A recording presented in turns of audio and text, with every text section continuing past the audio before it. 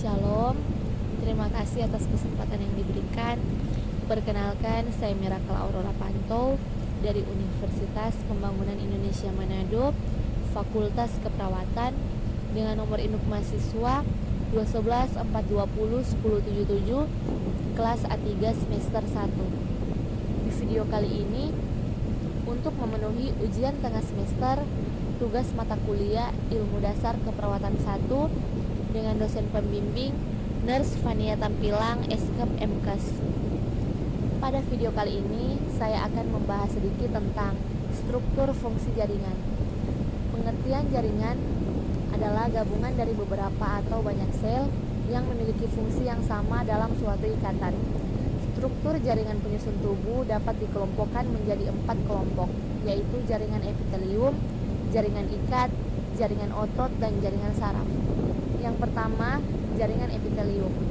Jaringan epitelium merupakan jaringan penutup permukaan tubuh, baik permukaan tubuh sebelah luar maupun sebelah dalam.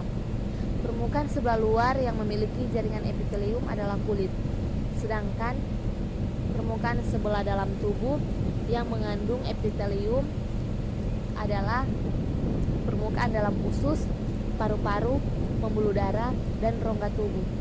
Jaringan epitelium dapat berasal dari perkembangan lapisan ektoderma, mesoderma, atau endoderma. Nama epitelium sangat erat hubungannya dengan letaknya di dalam tubuh. Epitelium yang melapisi dinding dalam kapiler darah, pembuluh limfa, dan jantung disebut endotelium.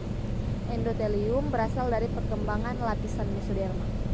Sedangkan epitelium yang melapisi rongga tubuh, misalnya perikardium, pleura, dan peritoneum disebut mesotelium. Mesotelium juga berasal dari lapisan mesoderma. Sel-sel epitelium terikat satu dengan lainnya oleh satu pengikat semen antar sel, sehingga hampir tidak ada ruangan antar sel. Yang kedua, jaringan ikat. Ciri khusus jaringan ikat adalah memiliki komponen intraseluler yang disebut matriks. Matriks diekspresikan oleh sel-sel jaringan ikat.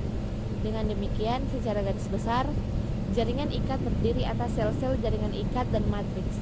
Berdasarkan bentuk dan reaksi kimianya, serat matriks dapat dibedakan menjadi 3 jenis, yaitu serat kolagen, elastin, dan retikuler. Serat kolagen berupa berkas beraneka ragam yang berwarna putih. Seratnya mempunyai daya ragam yang tinggi dengan elastisitas yang rendah. Kolagen terdapat pada tendon. Serat elastin berwarna kuning dan lebih tipis dari serat kolagen. Seratnya mempunyai elastisitas yang tinggi, terdapat pada pembuluh darah. Serat retikuler hampir sama dengan serat kolagen tetapi berukuran lebih kecil. Serat ini berperan dalam menghubungkan jaringan ikat dengan jaringan lain. Dan yang ketiga, jaringan otot. Yang pertama, otot polos. Sel berbentuk gelendong memiliki satu inti yang terletak di bagian tengah. Kontraksi otot polos tidak dibawa pengaruh kesadaran sehingga disebut otot involuntar. Contoh saluran pencernaan, kantong kemih, organ reproduksi, saluran pernapasan. Yang kedua, otot lurik.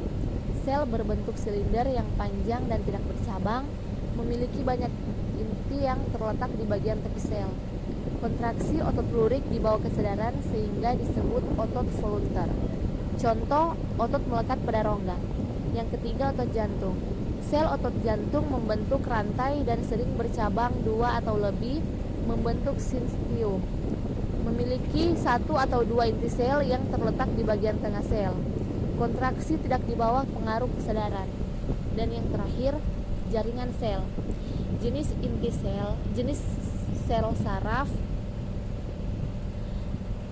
berfungsi menyampaikan rangsangan dari organ penerima rangsangan kepada sistem saraf pusat, otak, dan sumsum tulang belakang. Neuron intermediate berperan sebagai penghubung impuls saraf dari satu ke neuron yang lain atau dari neuron motorik ke neuron sensorik. Demikianlah pemahaman saya dalam materi yang saya sampaikan ini. Saya ucapkan terima kasih. Bila ada kesalahan atau kata yang saya ucapkan, mohon dimaafkan. Dan bagi adik-adik atau adik-adik atau siswa-siswi yang lain ingin melanjutkan ke perguruan tinggi, mari silakan bergabung bersama kami di Universitas Pembangunan Indonesia Manado.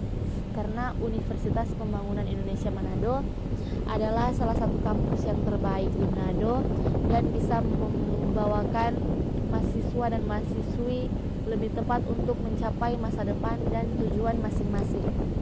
Sekian dan terima kasih.